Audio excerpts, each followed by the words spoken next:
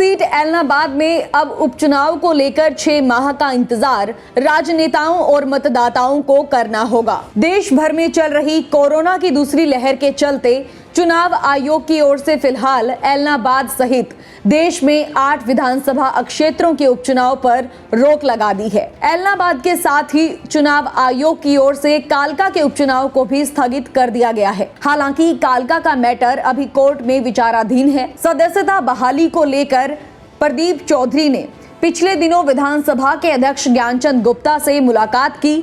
बुधवार को भारतीय चुनाव आयोग की ओर से इस संदर्भ में एक प्रेस नोट रिलीज किया गया। भारतीय संविधान की धारा 151A में एक्ट 1951 के अनुसार किसी भी सीट के रिक्त हो जाने की सूरत में उस पर 6 माह की अवधि में उपचुनाव करवाया जाना जरूरी है। इसके साथ ही इस अवधि को अधिकतम 1 वर्ष तक किया जा सकता है।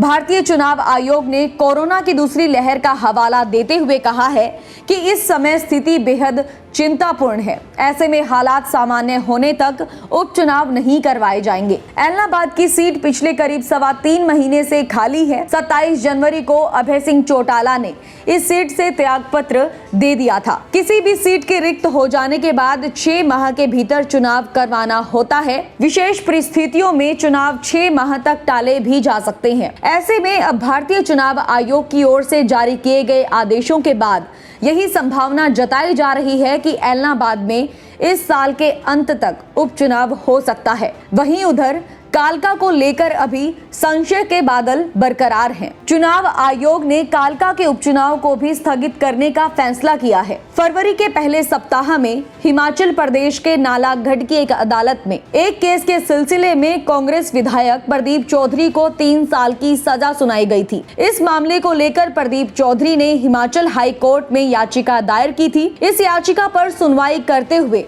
अप्रैल माह में हाई कोर्ट ने निचली अदालत के फैसले पर स्टे लगा दिया। इसके बाद प्रदीप चौधरी ने हरियाणा विधानसभा के अध्यक्ष ज्ञानचंद गुप्ता से मुलाकात की।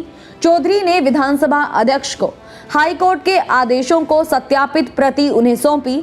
ऐसे में विधानसभा अध्यक्ष की ओर से इस बारे में कानूनी पहलुओं पर चर्चा करने के बाद कोई निर्णय भी जल्द आ सकता है। इसके बाद कालका को लेकर भी तस्वीर साफ हो जाएगी। फिलहाल तो ऐलनाबाद का उपचुनाव लंबा खींचता हुआ नजर आ रहा है। Bureau report, Republic Haryana.